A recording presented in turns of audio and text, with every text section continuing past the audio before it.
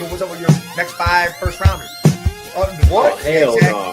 No. I was just saying some absurd shit. Yeah, you're supposed to.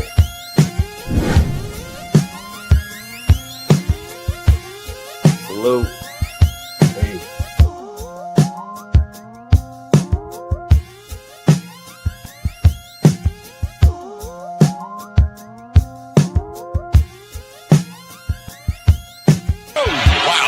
Crush that one. What's going on? What's going on? We are back in the building. Yo. Boom, boom, boom. What's goody good? Sports Madness. We bite. You are now tuned into the man cave. When do you get to get this all these fireworks on ESPN? You don't get none of this. We ain't even played the game yet. Oh, I can take the next 5 first Come rounders. on, bro.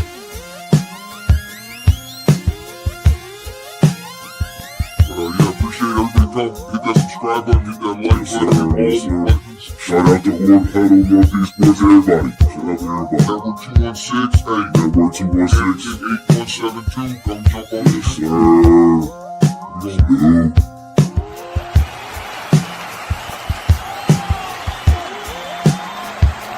Here we go. All right. What's going on, everyone, man? We're here on Sports Madness. It's going to be a little different. Scully taking a little break. He got some things to handle. Schedule's changing. Jay may pop in. We don't know, but he's got some things to take care of, too. But we do have a guest today. We are bringing Matt from SLOSHED Sports. What's going on, my man?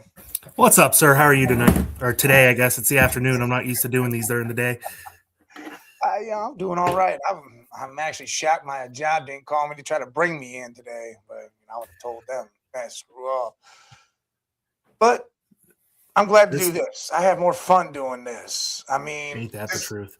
This will be a different type of show because, we don't do a whole lot of this on our show. We're going to talk a lot of free agency. We're going to do a lot of mock drafting. We're going to incorporate a lot of Cleveland into this show, but we will talk other teams again in the chat. Normal guy, what's going on? Yeah, Tyreek Hill has been released. Bradley Chubb has been released.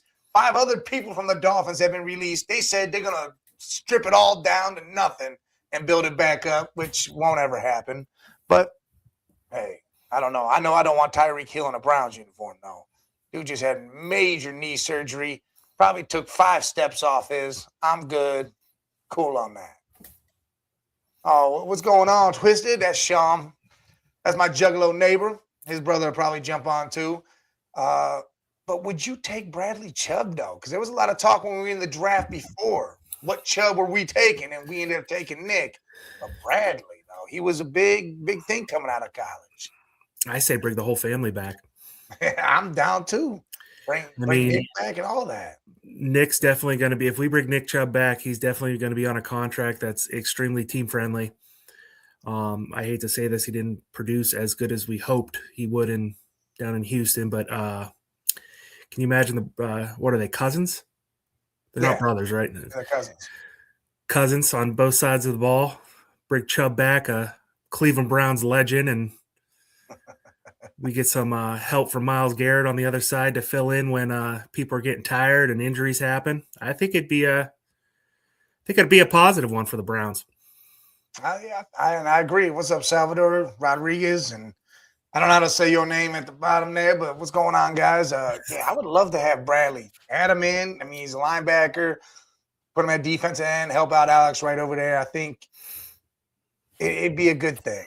A lot of talent, especially if you got him for cheap. But you know how these guys are.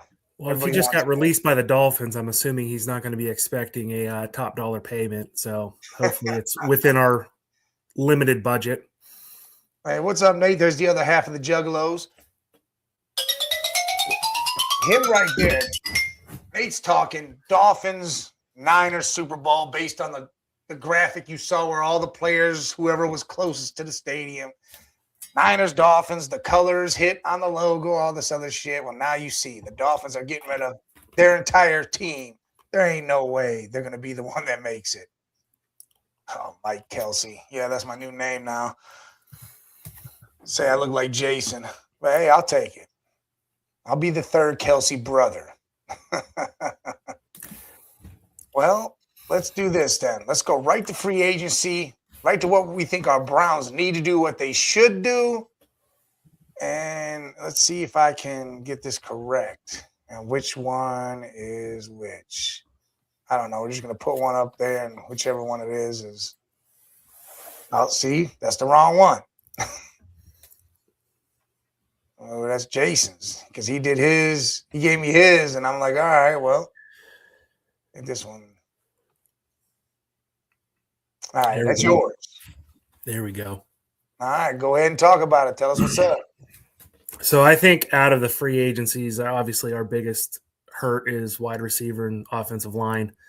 Tyler Lindenbaum, I think he is obviously the number one choice for top target for us. I don't care what it costs, as long as it doesn't send us over the limit.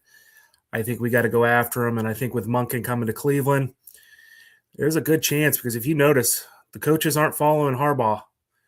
No. So hopefully the players think the same way and come our way, because I wouldn't mind him.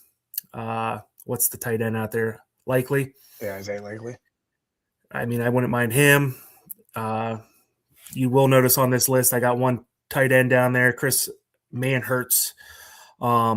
He is ranked as one of the best blocking tight ends in the league, which he might not be catching the ball much, but that will be our extra offensive lineman out there, which will give Shador or whoever we decide is our quarterback, because you know that and we're going to get another quarterback competition.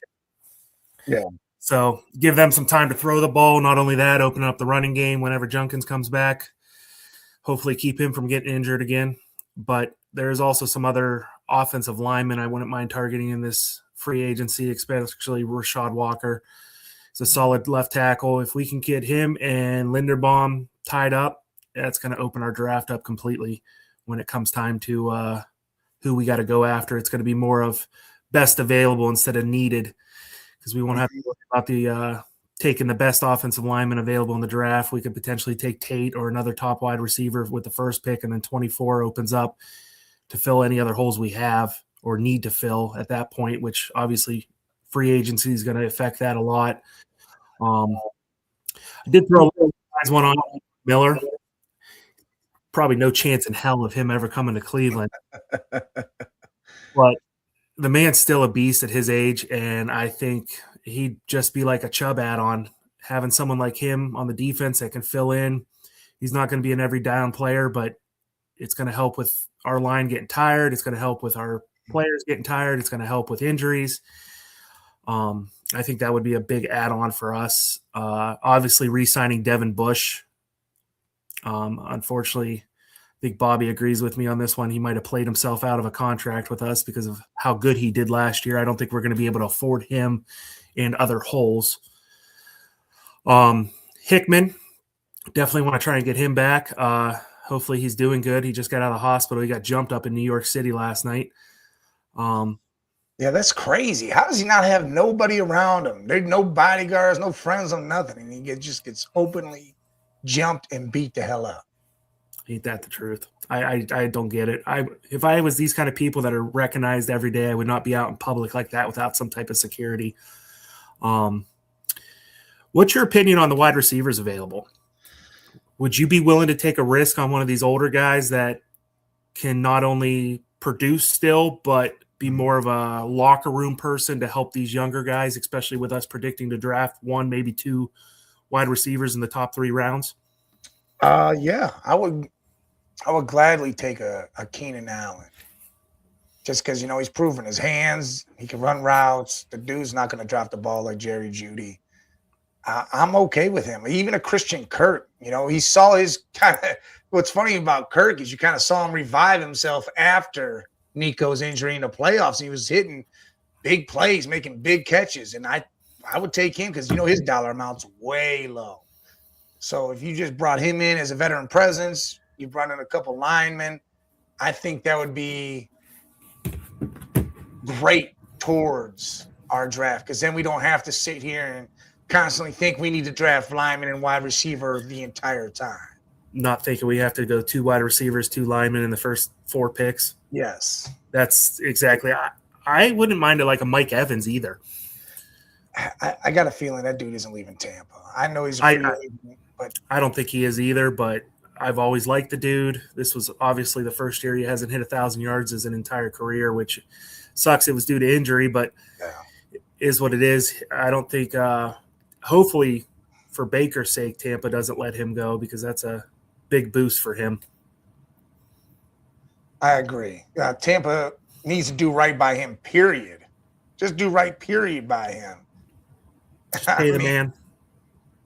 1,000 yards, yeah. And the only reason why he didn't hit it was because of the injury. It wasn't because of anything else. And he wasn't that far off, was he? He came close. 300 yards, and he only played, 9 games? Yeah.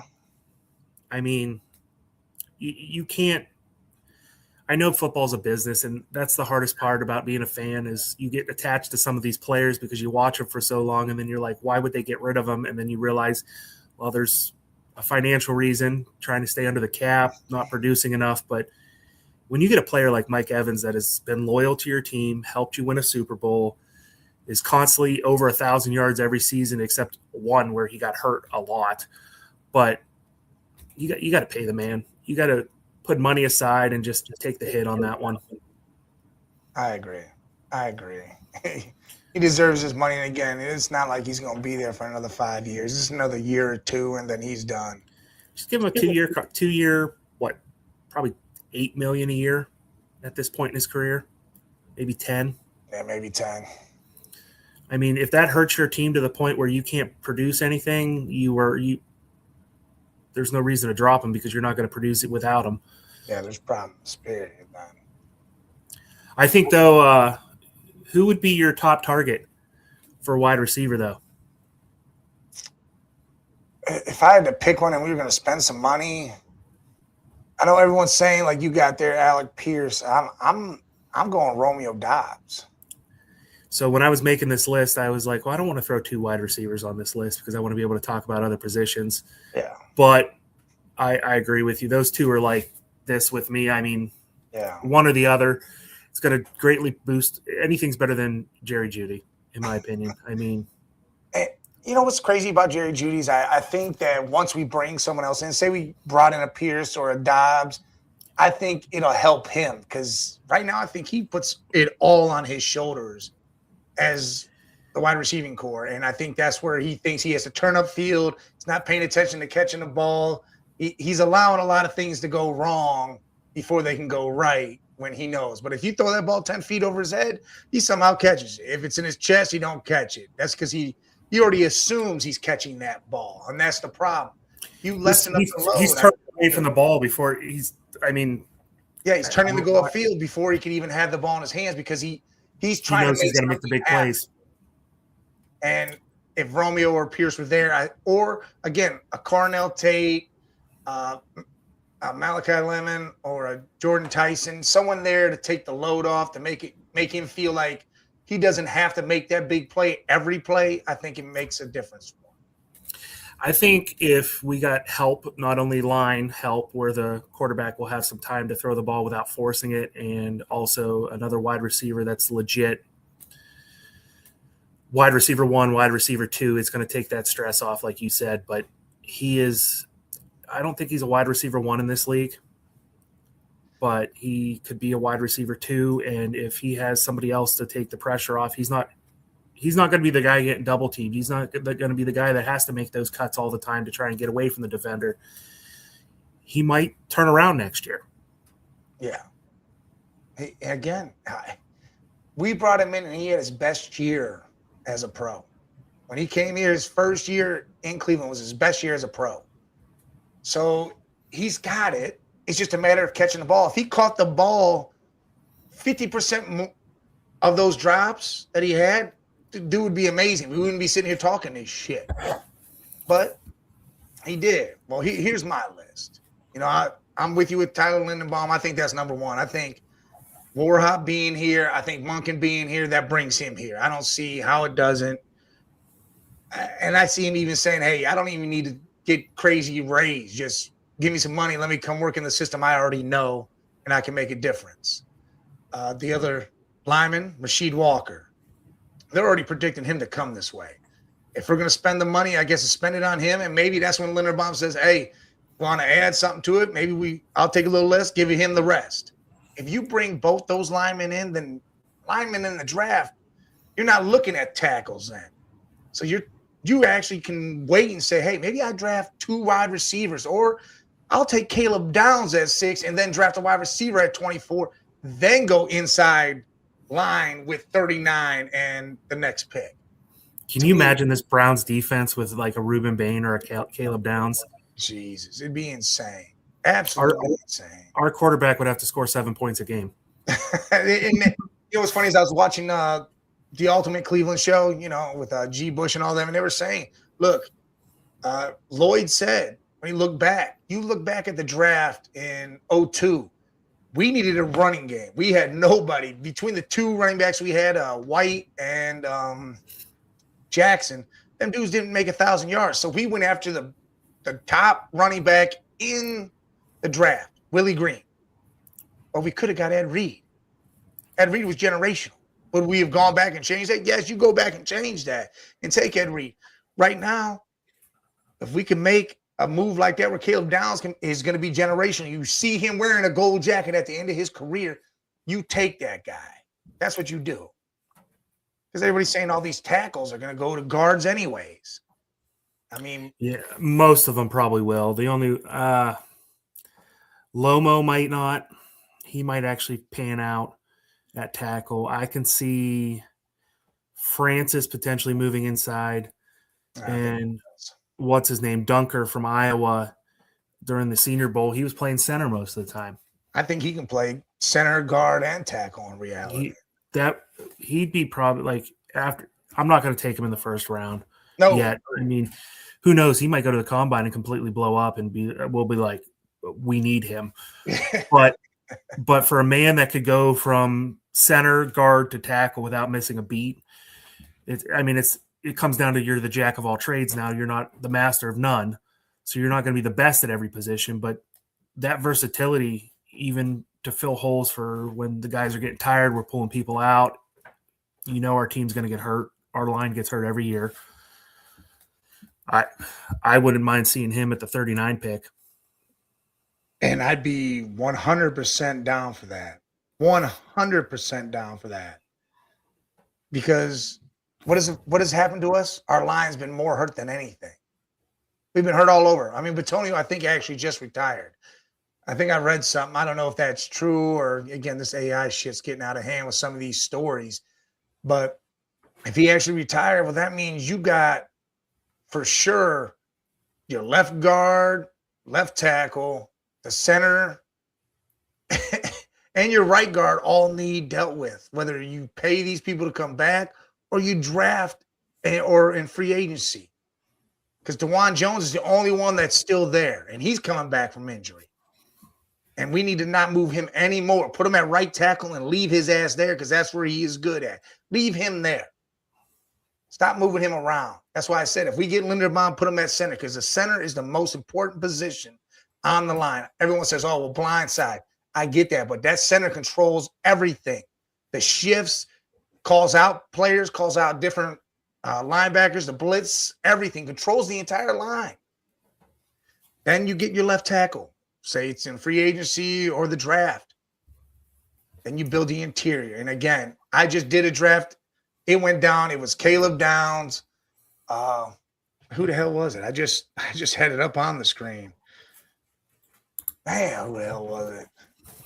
I'll have to take a look. Let me look real quick. It was Caleb Downs, Denzel Boston. Then I got Blake Miller at tackle. And then I got Dunker in the fourth. Or no, in the third. Blake Miller's a Cleveland boy, too. Yeah, see, so, I mean, to me, that'd be insane to be able to do something like that. To be able to make that kind of work where you're able to get Caleb Downs and then you're able to get your receiver. Or it makes it to where you could trade back. Cool. We got these situations fixed. Let's trade back. Let's gain another pick for next year. Let's tell Dallas, hey, you want Caleb Downs? Give us your 12 and 20. Move back. Then you could really mess around and get interior linemen because the dude from Penn State looks like he's going to go in the middle of the first round. You can grab him, Proctor. if you really need these linemen. You can get I'm all not. of them. I'm not up on Proctor. And don't let Jed Willis put you down on that. Don't let Jed Willis prospect. Why ain't you up on Proctor? I think Proctor's going to be okay. I just think he doesn't need to be the end all be all with it. But I like Monroe feeling better from George. I do too. It's not that I'm down on Proctor. I'm just not up on him. Us taking him in the first round. All right. I mean, if he slips the second, go for it. But I like too many other linemen better that I think will still be there. See, that's my problem. I'm starting to like linemen that can get drafted in the third round. I'm ready to take them at 39. I'm like, it's like what was our boy's name out of Indiana? Oh yeah, Carter Smith. Yeah. And then we're doing that mock draft, and as we're doing the mock draft, when I was in the chat that day, he announced he's going back to Indiana for his final year. I'm like, God bless it. Hey, that might be a blessing in disguise for us, because maybe next year that's what we do. We end up grabbing him next year. But what's funny is I did a mock draft. He was still in it. I did a full round. I got him later. It depends what some of these companies aren't updating as often as they probably should. I use that mock draft hero. It's pretty up to date. And then I think it's PFG. But on the phone, the one on the phone is one I think I saw him still in. I was shocked. That one doesn't get updated often at all. I just got on that there for fun. But the PFG one, it seems they update that about every hour almost. And the only problem is if you don't have the paid subscription, you can only do one draft a day. See, that's crazy. Who cares how many drafts people do? See, this needs to be something fun. These people put this out, whatever. It's something fun for the regular fan, the casual fan, just to get into to do that. So that's why they shouldn't have this. Oh, you got to pay this, pay that. Everybody wants some sort of damn money now, and I hate that shit. They're exploiting every area of everything, and it gets insane. No one can actually have fun anymore without having to spend some damn money. There is one out there. I'm going to have to go through the different websites I use to figure out which website it was on again to send it to you, but it's a GM Hero, I think it's called. So you start in the beginning of the off season, you pick who you want to re-sign of your free agents. Then you go into free agency, pick who you want to pick up in free agency, and it's all within the cap budget. And then you do the draft on their page to who you want to add, and then it sims the next season to tell you how much you improved based on your add-ins and removals. Oh, damn. We might have to do something like that. You figure that out. What's up, Triple B? Yeah, we definitely might have to do something like that just to try to be the GM, because they call us the GMs of the Browns, or we should be. So we might have to get involved in that. But, all right. So let's say. Oh, I found it already. All right. Well, let's say we get Tyler Lindenbaum. We signed him. He's good. We got a center. Let's also say we get Keenan Allen, Christian Kirk, whatever. We get a receiver, free agency. We get that. Re-signed Devin Bush. He's re-signed. And then what else? Maybe we get Isaiah Likely. All right. Let's just round that up, and that's what it is. That's what happens. So let's try to go into this draft, and let's presume that we know what we need. You still want to draft lineman. You still want to get wide receiver. But we need to make sure things happen. So let's see which way this goes. So it's got a countdown going on. We got about 1 second, and then it should start simming through these.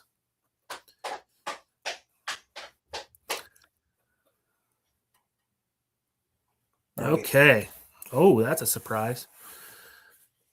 Delaney went 5 to the Giants. Dang. That's about the highest I've ever seen him taken. Things are changing. Okay. So we come into the 6th pick now. We got a Spencer Fano available, Carnell Tate, Caleb Downs, Jordan Tyson, Lemon. Got a lot of options here. Which route do you think we want to go on this? Well, I don't think Go ahead. We're assuming we picked up Linderbaum, Yes. and we're assuming we picked up Walker. All right, we can throw Walker in there. Yeah. Okay. Anybody else you want to assume?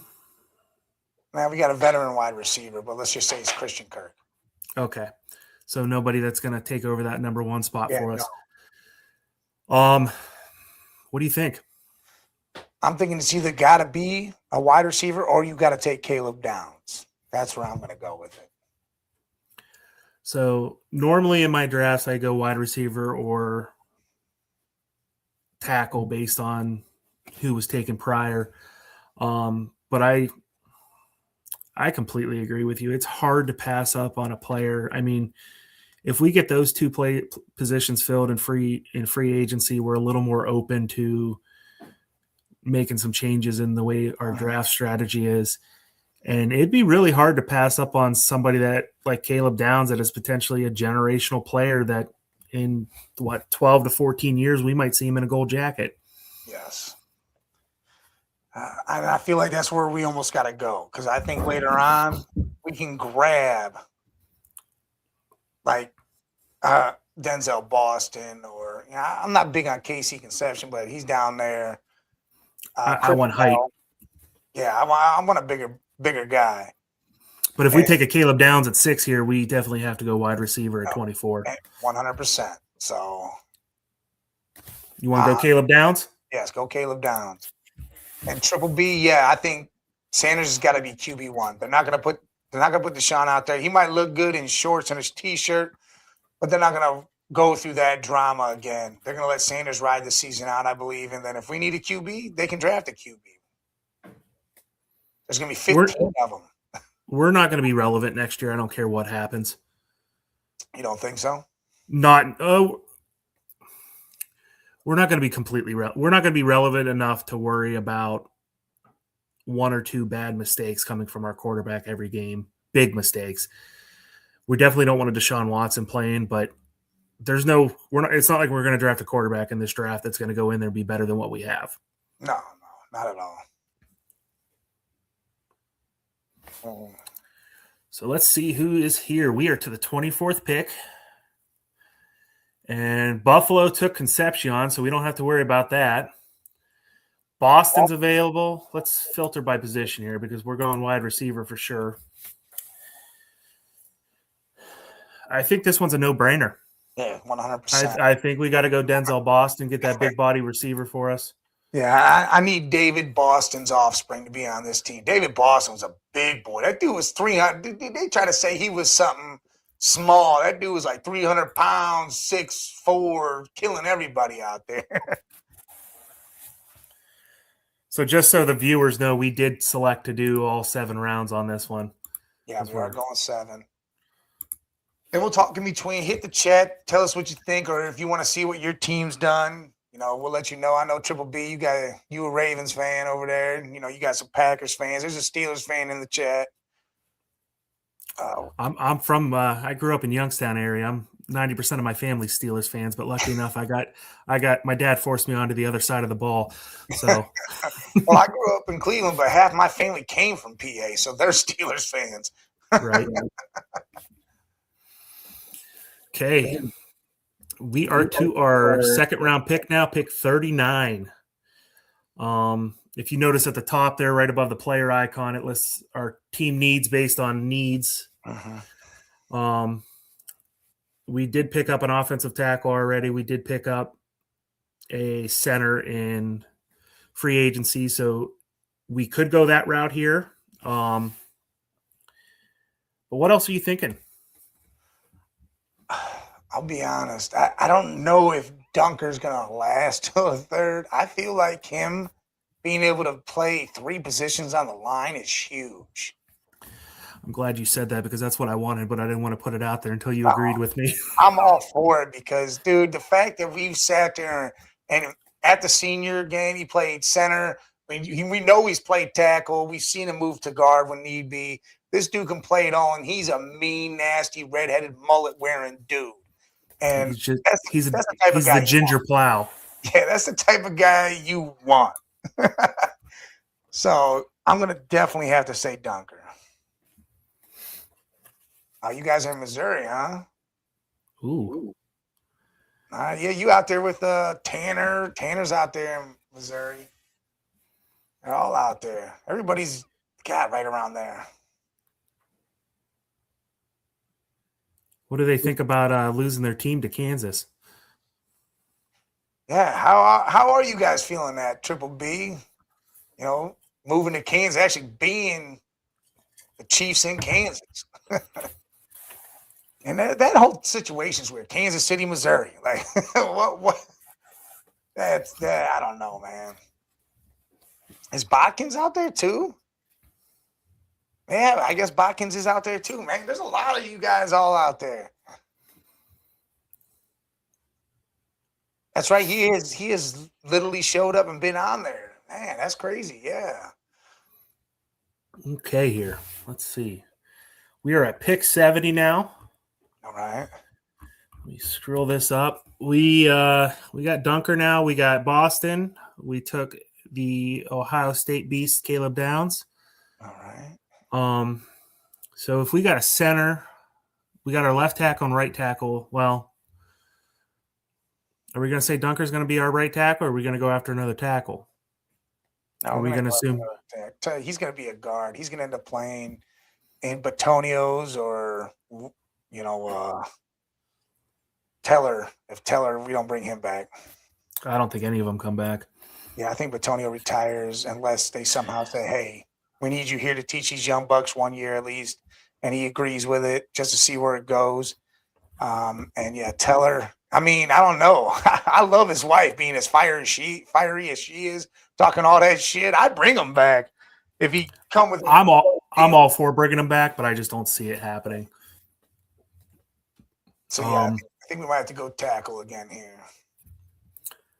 Let's see here. Chiefs moving to Kansas, he does not like. I bet not. Shit. Everybody has up in arms about the Browns moving from downtown to Brook Park. People What are are they? pissed about that, and that's a 10-minute drive.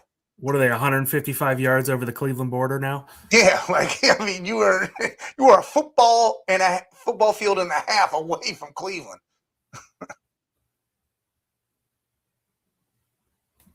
I agree. I agree with you, Triple B.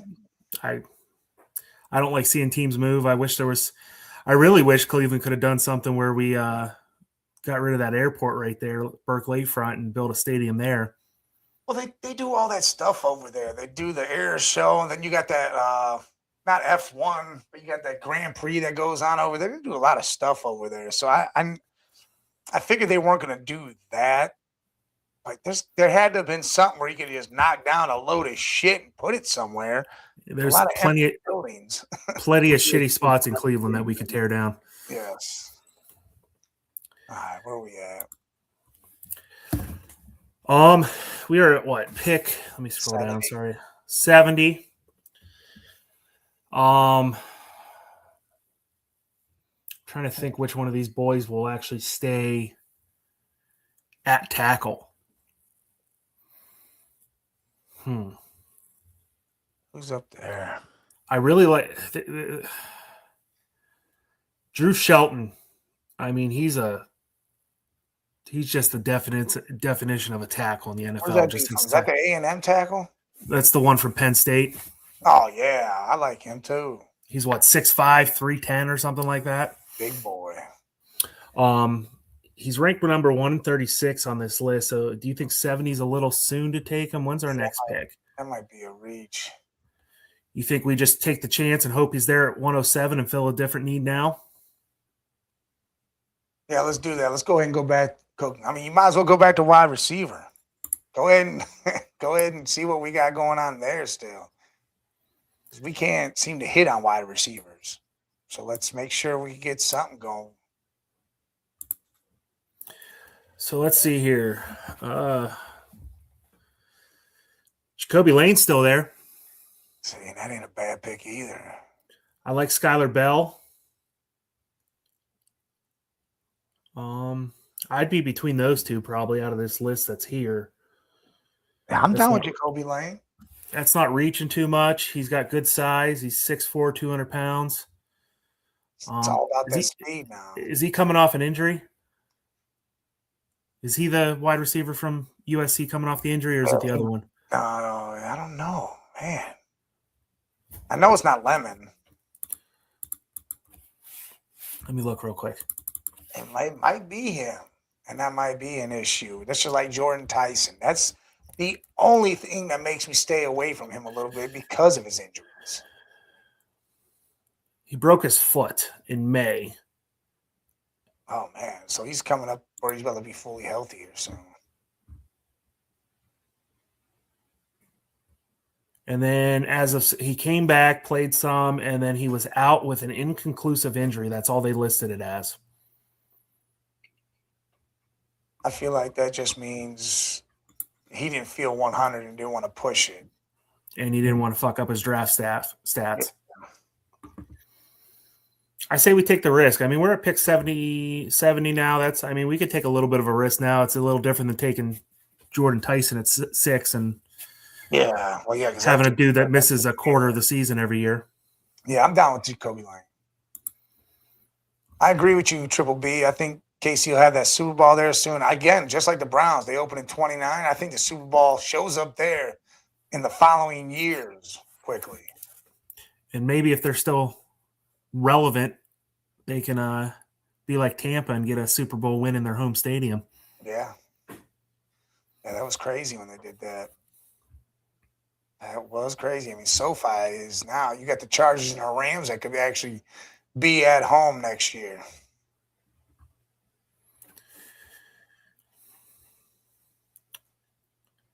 It's going.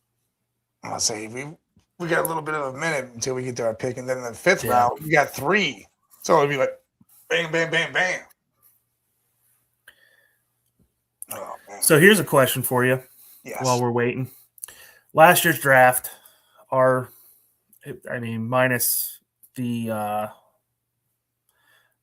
what's his name? I don't know why I'm drawing a blank right now. What, Carson? No, the other quarterback. Oh, Dylan. Yeah. Minus him, we hit. 100%. So now with that being said, if we go back, we make say we make the same trade with Jacksonville. Who do you take? Do you think Mason Graham's still there? Or do we take a Carson Schlesinger? See, that's crazy. Because Carson would end up being that high. If you know what you know now. Carson's not making it out of top 10 knowing what we know now. Yeah, I know. That's what's shitty. And I don't think Harold Fannin makes it out of the first round. Yeah, I don't either. I mean, that's now we got to look at Quinshawn Junkins is probably hitting in the first. And so we have the choice of our draft picks of the 4 there that I just listed. We have the choice to bring back one of them, and we have to take them with our first pick in the first round. Oh, man. Who do you take? You're probably taking Carson. 100%. That's who I'm into, but it sucks because then that would put us another year behind on the offense. We don't have that tight end. We probably would have kept Njoku then. We probably would have tried to keep him another year. He wouldn't be running away because he lost his starting position. We're screwed on running back at that point, unless we still get Dylan probably, or Travion, depending, because the way the Patriots used Travion, it wasn't like they really believed in him, and that was crazy to me. Like, why didn't you use him more? Like, I thought they would have used him a lot more. So when the Browns made that draft pick and they took Junkins, I'm watching the screen and I'm like, you got to be fucking kidding me. We took both Buckeyes were there, and we took. I put Henderson above him initially, I feel it. And I'm like, why would you go do that? And I mean, it panned out minus the injury. I mean, you're never going to be able to predict that. And that was a freak act. I was at that game. That was the worst injury I've ever seen in person on the football field. Yeah. But now I'm like, well, maybe I got to give Andrew Berry a little credit, and maybe he did his research on that one, and maybe not having what's his name, D. Podesta chirping in his ear every draft pick kind of helped him. 100%. People are on Berry about his drafts and all this shit. D. Podesta had the final say in all this. I think this was the first draft since Barry got here that he actually was him. sat down and said, "It's me. Yes. I'm making the decision. This is what we're doing." And if that's the case, and it happens again next year, and we have another good draft, I'm going to start forgiving him for some of the other shitty picks because I'm going to point it towards that deep Podesta.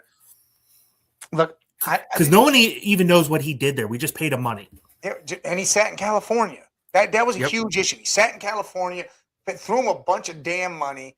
This dude just controlled whatever, the analytics, the stupid shit. He's a baseball dude, so he was trying to do money ball with a professional football team, and you can't really do that shit.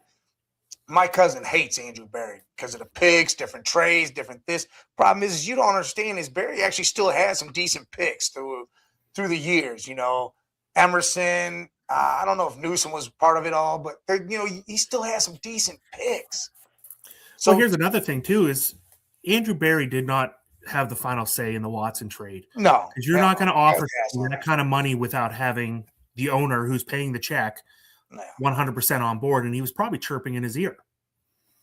Yeah, that was definitely a Haslam thing. That was probably a Deep Podesta thing. I don't think it was Berry or Stefanski really in that situation. And unfortunately, Stefanski took the hit on that one. Oh, he did take it, and that's fine because he's not here no more. So he's going to take the brunt. I think Jimmy's taking the brunt of it too, but Jimmy's trying to right the ship from being wrong now.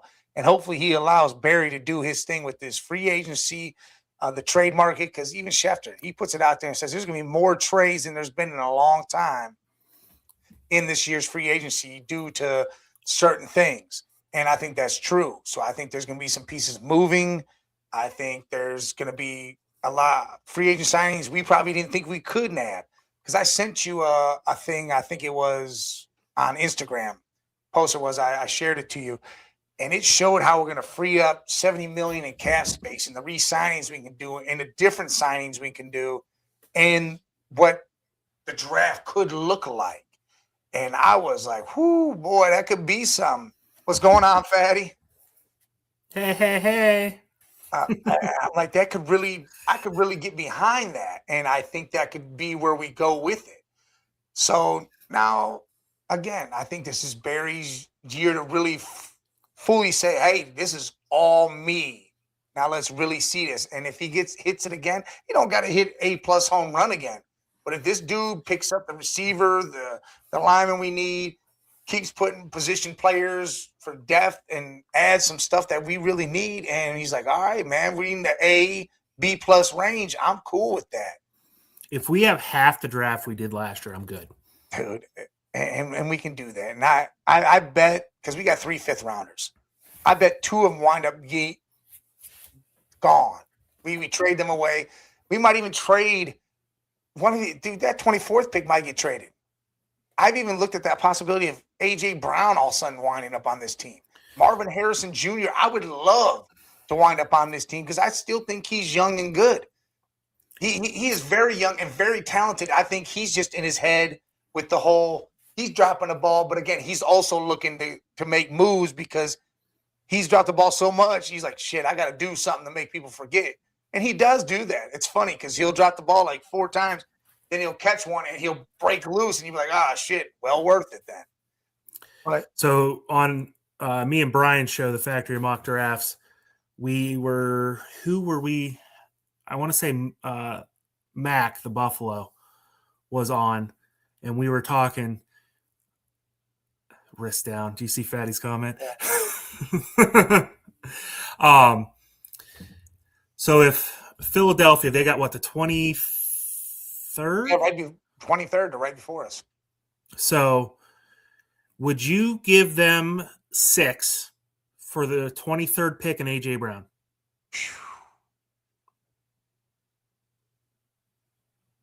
Depending on how free agency works out, if we do get Tyler Linderbaum and Rasheed Walker, 100%. Because if you think about it, he's probably going to produce as much as any of these rookie wide receivers. Mm-hmm. And it also frees up, we're not paying some dude at 6 that might not hit all that money, and it's a lower hit down the road. And we could get a Denzel Boston and a Concepcion there. We can do offensive linemen.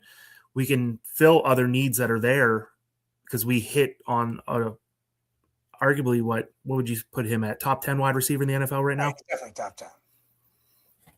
I mean, 10, I wouldn't be. You could do with Denzel Boston, and then you can be like, you know what? If we did get Walker and Linderbaum, I might not be inclined to go offensive line. You know, maybe I switch up and go McDonald from Ohio State on the defensive line side and put him next to Absolutely. Mason Graham if depending on how Malik Collins comes back from that injury, or just to add depth and see where it all goes. But again, you just draft the line. You can get Freeland or whoever you want there. But yeah, you're definitely taking another wide receiver there, but you're back to back. And you know somebody's going to come calling again for one of those. Somebody can come in and say, hey, we'll give you next year's first and a third rounder for the 23rd or the 24th pick. And I would jump all over that at that point. Yeah. We have a wide receiver we hit in free agency if it played out the way we're talking. Mm-hmm. We can take that chance. And then next year's draft is fucking loaded. Yes, it is. And again, if we have a problem at QB, there's 15 of them. 15 of them that you could say potentially can be something. Like, holy shit. I mean, you got Dante Moore up there, Julian Sayin, Arch Manning, Trinidad. You got all these dudes that are going to come out. And that's just a sample size with the ones I named out. I mean, you got plenty of them. Sorsby, all these dudes that you could be like, all right, cool, we could take a risk on one of these guys next year because we could have 2 picks. And I'd be willing to trade one of those picks too. So we can draft. You could take a risk and take offensive lineman, inside lineman. If we drafted the tackles, or if Freeling, you want to put Freeling in there, put him on the other side, whatever you want to do with that. Yeah, I'd be all for that. So far we've taken Caleb Downs, Denzel Boston, Dunker, and Jacoby Lane. So we got an offensive lineman, 2 wide receivers, and the generational player out of Ohio State. This point, it's going to be tight end or linebacker, I feel. So we got to go all positions here. Let's see who's on this board.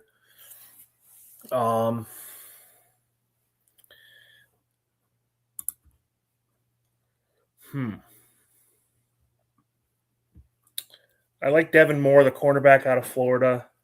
All right.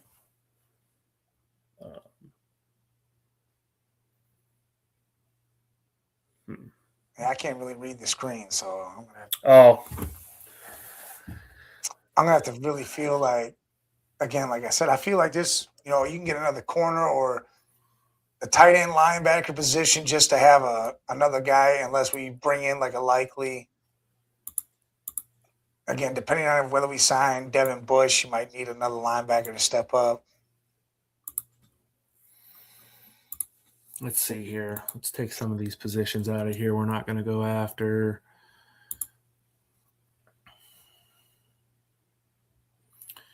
Because obviously waiting didn't work because Shelton's gone, it looks like.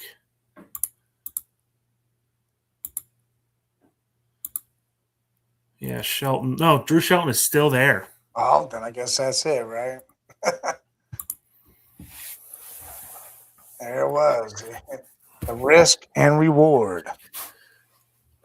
So now as this is floating through to our next pick at 139, we have 4 offensive linemen between free agency and our mock draft here. We could potentially take one more, but I don't think it's going to be – we can wait till extremely late in the draft for that. Yes. We have 2 wide receivers plus Jerry Jeudy, and we have Caleb Downs at safety. So obviously we don't have to worry about the safety position now. No, because we still got Del Pitt and you still got Ronnie Hickman in there, so you can play the nickel. You got that safety positions covered. So let's see here. Where are we at? And you got 3 picks here in the 5th round. Oh, I paused it on accident. Sorry. Hit the wrong button. As we wait for this to blow through.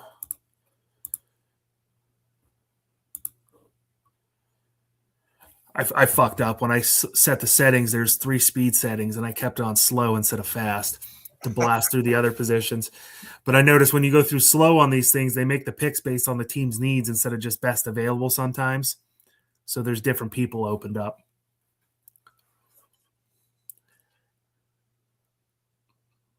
Well, trying to think of who else I would like. I'm trying to think of what other wide receivers out there are going to be wanting out of the team they're on now. Yeah, you probably can get Keon Coleman right here. Here he is, right on this helmet. Keon Coleman, because the Bills have all that shit talking going on over there. That's probably They threw him under the bus. yeah. He might want the hell out of there, and he's young, and he'd probably be inexpensive to be honest, because the production hasn't been there. But I think it can be there. He was a basketball player. He's a big dude. He's got hands. I just don't feel like they use him enough. You put him next to Denzel Boston and Lane, and we still get assuming we still have Judy. Judy can be the senior guy on the team. I think that'd be a hell of a receiver core right there. Yeah, because you can get rid of Tillman. Can go. You can trade him. Put him in the trade to get Keon Coleman. All right, Tillman, you're out of here. We keep Isaiah Bond and let the special teams dude really work with him to be that returner. He could really be that return guy. I think that could work out big time. So we're at pick 139. Let's see who's here. Let's go. What do you think? Cornerback, linebacker? Yeah, cornerback, linebacker.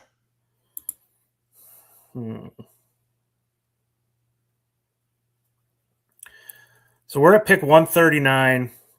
There's somebody on this list that's standing out to me at linebacker that I think is an absolute stud. Ooh, Curry. And no, Aiden Fisher from Indiana. I think he will. Let me see this real quick. Aiden Fisher stats. And Indiana is underrated, big time underrated. Then they got relevant in the playoffs and people started paying attention. So he had last year, he took a small downsize on the total tackles, but he finished the year with 95 tackles total, 4.5 sacks, 1 forced fumble, 1 fumble recovery, and 2 interceptions. Producing. I would hit the button. I would love to have him in this system. I think he would greatly improve on those stats, especially if he sits in, especially if JOK doesn't come back. Yes. Which the more it seems like he probably won't be back. That might have been a football career-ending injury, unfortunately, but I hate to say it because he is a stud that I'm going to miss, but yes, I wish him the best, and I hope he does come back, and I hope he's at the same level he was, but it doesn't seem like it. Well, and if he can't come back as a player, maybe we could keep him around sidelines, be that guy, maybe even help him be a linebacking coach with Tarver, because Tarver's still going to stick around. Banda's still sticking around, even though we got Ruttinger or Ruttenberg or whatever the hell, how you say it. They call him Rudy. Got him now signed as DC, and I think the system stays the same. He has some wrinkles too, but I think it gets better because he's coached some All-Pros. He made Xavier Watts an All-Pro last year. He's a rookie. He's a rookie, dude, and made him huge. I agree with you. So we are bounced back. We're back again. Let's see here. I gotta go to all positions again because it's throwing me off. So we have a linebacker tied up, 2 wide receivers, 2 offensive linemen, and a safety. We're at pick 144. What are you thinking? Maybe a tight end. Let's see who's there. I think we're going to be down to the. So Joe Royer, that tight end out of Cincy. Yeah, he's a big boy too. Yeah, he's 6'4", 255. Or Raridan out of Notre Dame, he's 6'7". That's a big boy. God, man, that screams tackle all over it. That does. Just another tackle standing out there, run blocking and pass blocking. So Royer won the Mackey Award, or I'm sorry, he was selected for the Mackey Award. He didn't win it. He had 4 touchdowns, 416 yards this year. Reardon went 482 yards. Doesn't list his touchdowns, though, so I don't know if that means he had none or they're just not listing him.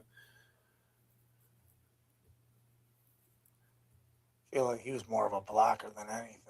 Which is kind of what we need with Fannin already there. I say we take the big boy, big 6'7". Picks in. Let's go. Put the big boy out there again. When you want to put that line, make Quinshawn and Sampson get some holes. I mean, that boy's going to help out. You got someone 6'7" that's not a lineman sitting there plowing people over. So we are at pick 147 already. Let's see here. Let me close some of this out so we're a little more thin. So I don't think we got to touch offensive linemen. Do we start looking at maybe because Dylan's gone? Yeah, Dylan's gonna be gone. We got Sanders and Watson. See, here's my problem. You start talking about drafting a quarterback, and my whole thing is on the show at the end of it. If there's anything to add, it's don't draft a quarterback. I know. Just throwing it out there. The only quarterback I would take in this draft, and it's because I know he knows he has to sit there and chill no matter what, would be Drew Allar. I like him. I love the mechanics. If he would have been the one I would have said draft if we were drafting a quarterback for real. That would have been the guy I'd want. But he got hurt, so not drafting that dude. But I mean, we could draft him if we're gonna do this thing. That would be the only one I'd be okay with. Oh, I agree. Let's see here. Let's get what about a cornerback? We can go. Did you say no or no? I'm good with that. We need somebody that could transfer to kick and punt returner. So we need that speed. So if there's a corner or a late wide receiver that we know we can put over there, that's what we're going to need. What about the dude out of Washington, that Prysock? He's 6'4", 195, had 48 tackles on the year, 1 interception, 7 pass breakups. He's the one that followed the coach over there from Arizona. Yeah. Man, I wish they told you they're 40. Like, I want to know their speed. Yeah, I can go with that. I don't think those are going to be listed on here until after the combine. Yeah, I can get with that. Like I said, I feel like a couple of these picks are going to be traded away.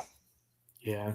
So that leaves us with 2 more picks left in this mock draft. We're going to be waiting here for a second for 205 to pop up, and then we got 249. Man.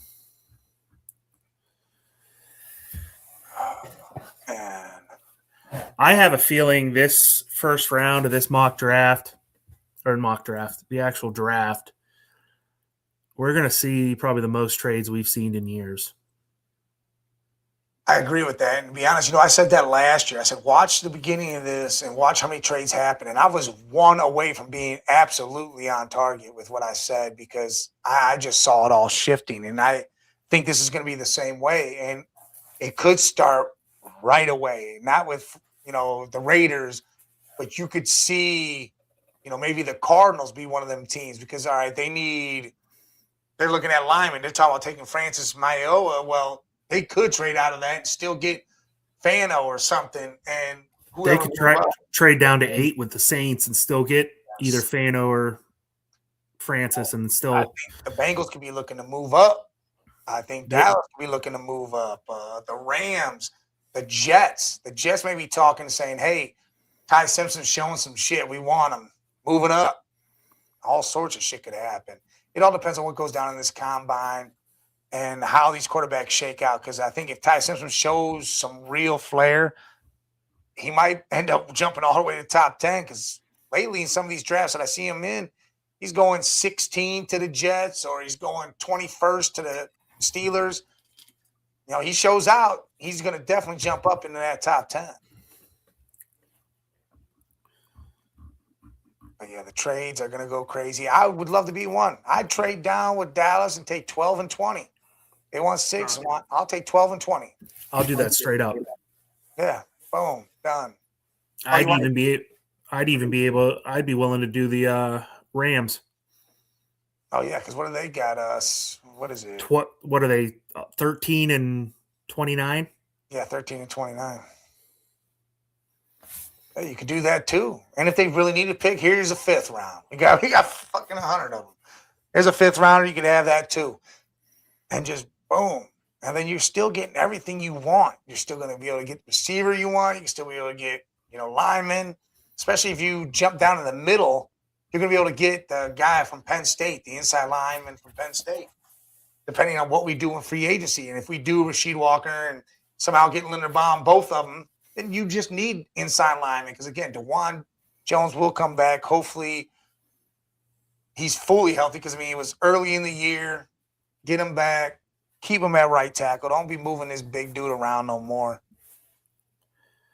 I think that's the thing that kills these guys on the line. They keep jumping them around so many places, and they're not used to that position. They're not used to twisting their body in certain directions because they're and then they're getting hurt, and people are like, well, why is everyone hurt? Well, quit moving them around. Yeah, they're doing something different. They're used to turning to their right and blocking. They're not used to turning to their left so much or scooting back to their left, or they're not used to being inside and having to worry about a double team taking on 2 defenders.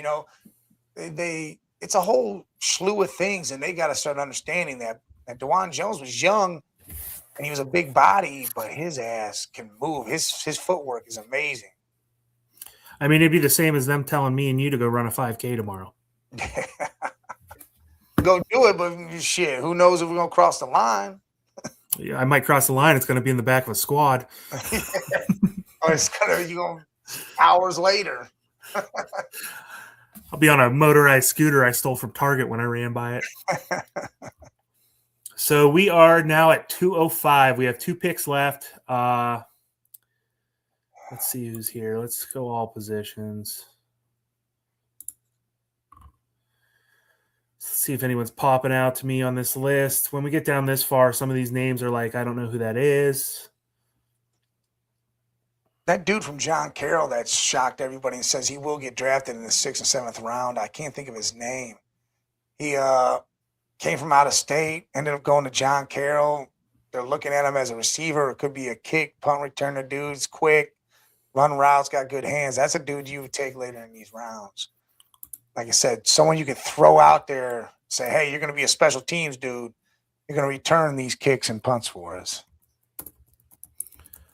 But I'm trying to think how to word this to look what his name is. Yeah, what?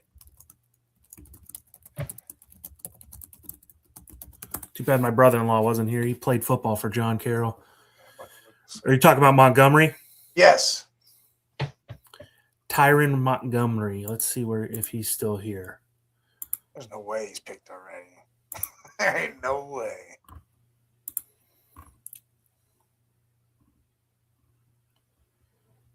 He's not even on this list. That's crazy. Maybe he was already picked. That'd be insane. I'm just scrolling through. He went 171 to the 49ers. Wow. He's moving up. Hey, man, congrats to that dude if he does move up like that. He went from nobody to undrafted to drafted, and that was what round was that? The 5th? That was a 5th round? 171. Yes. Yeah, it's got to be the 5th, right? I'm doing math in my head. I'm not good at that. That's what I got a computer for. I want to say that's the 6th. No, that's the 5th. That's the end of the 5th.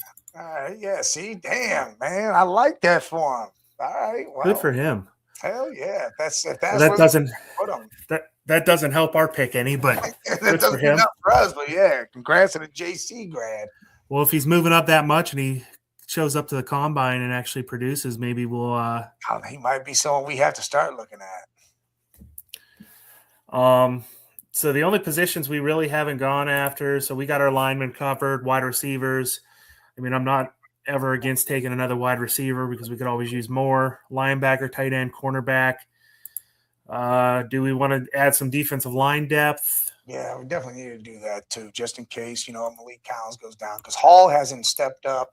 I mean, we need the run game to be stopped, and I'm hoping that's what Ruttinger is doing. He's going to see that the wide nine is a problem. If you can get slashed in the run game, hopefully he can change that up just a little bit to make it to where we'll keep the same scheme to an extent, but we're going to cut down on that and have somebody stop this run on the inside. What up, Bobby? Yep. Oh, that's not Bobby G, is it? Oh, it's Bobby. Oh.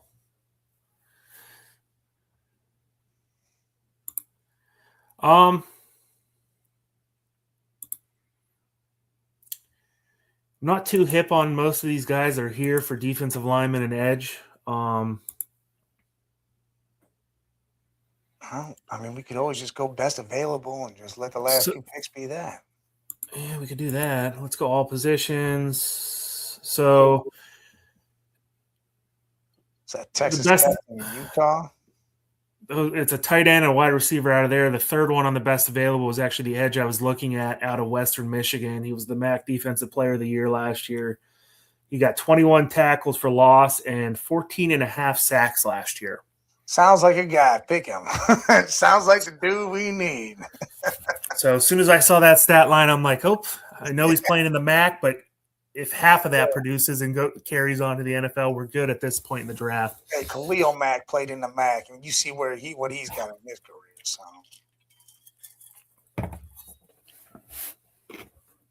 here we are again. So best available at this point, there's a quarterback. We don't want him. Let's see what Eric McAllister out of TCU, wide receiver. He's 6'3", 205. He had 64 receptions for 1,100 yards and 10 touchdowns. Damn. There it is. That sounds like the pick. Sounds good to me. So let's go. Let's look at Cleveland here. Well, first, let's look at the first round. All teams. I'm going to sort this to 3 columns so we can see it all on one page. Trying to see if anything here stands out to me before I switch it over. The only thing that surprised me was Delaney going so soon. Yeah, there's been a lot of things like that. I've watched people drop. Like in one draft, I saw Francis Mayowa drop all the way down to like the middle of the draft. I'm like, wow. I'm like, at that point, the Browns better be thinking about packaging that 24th pick up with something to move up and snag him up. Even if he's going to switch to guard, you can put him. We're going to need the guard. And I love the way he was played in the playoffs, man. That dude was a monster. So let me get this off the screen. Sorry about that. So we finished off the draft taking Caleb Downs with the 6th overall pick. Obviously, there was no trades in this draft, so our next pick was 24 that we got from Jacksonville. We took the big body wide receiver out of Washington, Denzel Boston. Then we took the, what did I call him, the ginger plow. Dunker out of Iowa. I think that's the biggest one for us in this draft, mock draft anyway, because of his versatility on that line. Because he could play any position. He could fill in. Obviously, if we get a Linderbaum, he's not going to be playing center, but he can fill in for Linderbaum if need be. Yes. It's not going to be at the same level, obviously, because Linderbaum's one of the best centers in the league right now. But the versatility just is insane. Yeah. I think you could play all 3 positions on the line. It's crazy. And honestly, if we end up trading that 6th pick back with either Dallas or the Rams to get both their first rounders, so we end up with 3 first rounders, I wouldn't be opposed to snagging him up towards the end of the first round. Oh, yeah, you can do that with that 29th pick. If we did the Rams, grabbed him right there, I'd be in line with it. Jacoby Lane, another big-bodied wide receiver out of USC. He's coming off a little bit of an injury, but it was early enough in the year, so hopefully he'll be good to go by beginning of our season. Hopefully that doesn't transition over to the NFL of him being injured all the time. But from what I saw in that quick little search I just did today, it was his first injury of his career. So hopefully it's a rarity for him. Drew Shelton, I forget who I was watching. It was one of the ESPN broadcasters when they were talking about him, and they're like, he's just the definition of offensive tackle in the NFL when you think of what somebody should look like as an offensive tackle. He's a big boy. Big, barrel-chested, huge, just ready to fight to the death for his quarterback. Aiden Fisher, got a stud linebacker out of Indiana, arguably the best defense in the NCAA this year. We got the Shaquille O'Neal version of tight ends out of Notre Dame for Eli Reardon there. The next Darnell Washington. Right? Shit, if we can get 300-400 yards out of him a year and 1 or 2 touchdowns and he can block the rest of the time, I'll be happy as a pig in shit for that one. Yep, sounds good. Prysock, the cornerback, he's huge. He's what, 6'4", 6'5". Yep. He's going to be able to go against these, like you said, too bad they don't list his 40 time on here to see what his speed is, but he should be able to go against these big-bodied wide receivers and not having to be having a 70-inch vertical jump just to get up high enough to catch the ball. Yeah. And Nadame, or No Name Tucker, as I'm calling him right now because I didn't know who he was. But with that stat line out of Western Michigan, that's pretty that's a pretty good pick there at 205. And then we finished up with Eric McAllister, TCU wide receiver, had over 1,000 yards, he had double-digit touchdowns this year. So we got 3 new wide receivers to add to this wide receiver core to go along with Jerry Jeudy. It's a beautiful thing. Beautiful thing. And I think Denzel Boston will be a hit. If we grab him, I think he will definitely be a hit. Then I always like to see who Mr. Relevant was, to see who's going to be the next Brock Purdy. I have Jordan Hudson, wide receiver out of SMU. Oh, all right. Man, he was pre-draft predicted at 228. He went at 257. All right. Well, that could be the dude then, right? So what's next on the list? Well, let me ask you this. They got all these all-star games out here, right? You do the Pro Bowl, you got the NBA shit, the baseball shit, the hockey. Should we throw them all in the trash, or is there one that you actually can say, you know what, I actually watch and I enjoy it? Couldn't tell you the last time I watched a Pro Bowl. All right.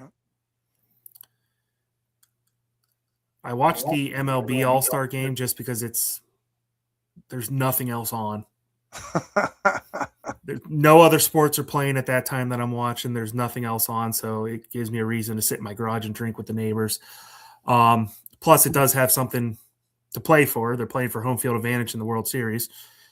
I believe hockey switched to that format too. I've been trying my hardest to get into hockey. I don't have a team because I haven't been watching hockey my life. So, yeah. And I don't want to really just, let's pick the best team on the playing right now and be the front runner. But also, I don't want to pick a team that's going to absolutely be terrible because I can only handle 2 of those or one of those, and I got the Browns. So yeah, Blue Jackets are pretty shitty. Yeah, it's hard, and I don't care what anyone says. I can't root for a Pittsburgh team. No. Yeah, see, with hockey, like, if you watch their all-star thing, it's crazy the things they do. The one-on-ones they do, the different puck shots they got to make. Stuff is nuts. I actually enjoyed it the one time I watched. I was like, that was probably better than anything I've watched. Well, I've never watched one, so I'm not going to shit on them for that. But honestly, I think the Pro Bowl just needs to go. All right, hold on. I'm gonna look up this NHL All-Star because I want to see. It's supposed to be like around now. All right, what the hell? Oh, they canceled it. To avoid conflicts with the winner, instead of the All-Star game to be determined international event will take place February. Maybe it already happened. I don't know. That's crazy. They canceled it because of the Winter Olympics. All right. I was going to say. And there's a complete break. between now so they can play in the Olympics. So there's no hockey right now. Yeah, there's nothing going on right now. You know, with the Pro Bowl, the game's always been stupid. I was all good with the skill stuff they're doing. You know, they had the point determinations on the different things the quarterbacks had to throw out. Jason Kelsey hiking the ball and having to fit it in a different size holes. You're like, man, you never really understood how a center and how accurate that had to be and how, good they had to be to do that. Like, it made me actually understand the position a little better when I'm watching some of these things. Now, if they could take some of the old skill challenges from back in like the 90s or early 2000s and combine it with some of the new stuff and be like, there's your Pro Bowl. We're not even going to have a damn game. We're just going to do these skills challenges. I'm all for that. Yeah, but the game's pointless. Yeah, the game is pointless. If you want to do the flag football thing because you're getting ready for the Olympics and want to do that, cool, whatever. But they need to have the skills thing because they didn't have that this year, I don't think. I think it needs to be the week after the Super Bowl. Yes. That way you get everybody to play. Because, I mean, Sanders shouldn't have been in the Pro Bowl. No. But the thing is there was injuries that really was reason why he wasn't in there. They say it was because of Drake May. But the thing is Sunshine could have been in there. There could have been all sorts of dudes that actually took that spot. They chose not to. And dudes were injured. So, yeah, it should be after the Super Bowl. So it's just an added thing to do. Whatever, something fun. And take it back to Hawaii. Take it back over here. Make it fun for the players to let's take my family to Hawaii so I can play in these little no meaningful games that are just there for fun. My family gets to enjoy a nice vacation after following me all around the country for I guess world now for this entire season, especially as long as it is now. But now that it's traveling around and it's not in beautiful Hawaii anymore, I think it's kind of pointless. It does suck for them because that's what their whole thing was. They even stated that. We used to take family vacation. They used to be a great vacation, kids, wife, they go do whatever they do, beautiful weather. I go have some fun, whatever. And that'd be that. And they stopped that. And I think that killed that. I mean, the NBA one, absolutely stupid as shit now. I mean, you just had somebody that's actually hurt for the year win the 3-point contest, the dunk contest. Looked like a high school thing, and not even that. The high school dunk contest will probably beat that one out. I mean, Jackson Hayes dunking from the middle of the paint and thought that was going to be okay. The other guy had someone throw the ball off the side of the backboard. Then he proceeded to hit his head off the side of the backboard trying to do a dunk. This shit's getting stupid. It's time to put street dunkers out there and let them play. Let the NBA players sit down. Be done with that shit. Even, I mean, what they did this year with the round robin, with the striped stars in the world, that was better than what it's been lately, but still, I'd rather go back to East, West, and I want to see people play, not this, hey, we're here. I honestly didn't even turn it on. I didn't watch any of it either. I just saw the highlights of this shit. I did put some money on the dunk contest and actually hit, so I was happy with that. But that was horrible. That was fucking horrible. I was like, there's nothing else to bet on. Yeah, that was absolutely horrible.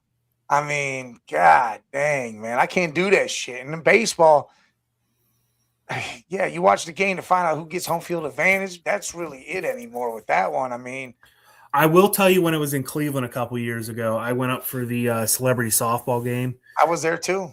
That was pretty badass. Watching them play that was cool to see. That kind of stuff I like. Yeah, I'm not gonna sit there and watch it on TV, but I think it cost me and my wife $17 a piece to go into the game. Oh yeah, it was nothing. I lived in Northfield, so I had another podcast I was doing. It was called Hold Our Beer when I was up there. We drove to Shaker, took the damn train all the way in, did a show, kind of recorded some shit on the way in, drank a little bit, got in there, had some drinks, watched that Celebrity All-Star game, did the whole thing on the way back. I mean, that's good. If you're going to it, different story. Going to these events is probably great. I'm not going to sit at home and watch this shit no more. And like this year, like you said, that's the only thing on. The World Cup will be going on. Soccer. Look, that's the only time I really watch soccer is when the World Cup's going on. Because now I'm like, all right, USA better beat the shit out of these teams now. I'm trying to watch who's going to do what. I'll watch it. That's one sport I've never been able to get into. Listen, I don't know why offsides is offsides. I understand it now more and more than I've gotten to it, but I don't understand, even in hockey, icing, this and shit.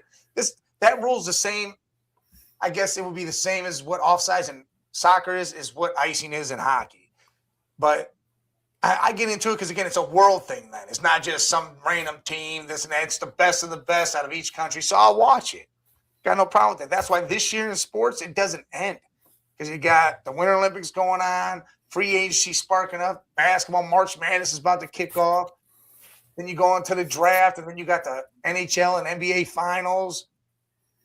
Baseball will be going on. That break. You got the World Cup. I mean, if you watch tennis at all or even look at it a little bit, even for betting purposes, the big tournaments are starting to hit in the summer. I mean, around here, because I live down by Cincinnati now, that Cincinnati Open is wild, man. My son, he'll be 22 this year. Him and two of his buddies came down, stayed the week down here, and they went to like 3 different days down there. They spent like $300 a piece, went and saw shit live, got autographs and everything. I mean, that's a hell of an event to go to. And I plan on going to it this year just to see if I can get some events or even just a quick interview with one of them dudes and just be able to put it up. That'd be cool as hell. But you're probably going to make fun of me for this, but my favorite sporting event's coming up in about 2 months here. Yeah. Hold on. So what is it? Horse racing? No. I'm gonna say the Kentucky Derby. I know that's coming up in a couple months. That's in what, March? No, that's in May. Oh, is it? So yeah, that would be a little more than 2 months. What month are you talking about? The whatchamacallit? It's April for the Masters. Oh yeah, the Masters. All right. Yeah, see, that's something else that's coming. Masters is coming up. That's a huge thing. You got us live on TikTok. Oh, you putting us live. Hell yeah, I appreciate that, Sean. Appreciate that. Yeah, my boys over there, they live across the hall. They put us we're live on TikTok on their stream. Oh, badass. Yeah, they do that all the time for me, man. Because I want to go live on TikTok, but it's it's a process to do that shit. I know you said you got some crazy. How many followers you got over there? I don't have a lot of followers. I'm only at 700 followers, but so I started my TikTok page in September as we were drunk in the garage and I thought I could do it. And by December, I hit my first 1 million views. I hit my second 1 million views by middle of January. Now I'm on the average of almost 1 million views a month. See, I'm going to have to get with you on that. The 1 million view thing, like, I think the most I put out one video and it was dogging the shit out of somebody and it hit 40,000 or something. I went on a streak there for about a week where I had like 9 videos in a row all get over 150,000 views, and it took me. It was just a picture with me typing some shit on it. It wasn't even anything. Listen, and that's how it works. My son, big into anime or whatever. Some years ago, he did, and it'd be just him doing this. He'd point up at something that was typed, not say nothing, just point, and the video would roll. 20 million views. Like what the hell? I'm trying to find this image for you and throw it up on the screen here for the schedule. I made it last night. I'm just trying to figure out where the hell I put it. So I would love to get more views into TikTok. I mean, I go on there. It sucks. I was live one time, and I think I said someone got hit in the middle of the field and killed him. They cut my live as soon as I said killed. So I went through about 2 weeks ago. I went through a issue where I don't know what I said, but I posted a mock draft and I said the Browns were going to destroy them, and they shadow banned me for about a week. I posted like 19 videos in that week and nothing got over 10 views. That's crazy. Absolutely crazy.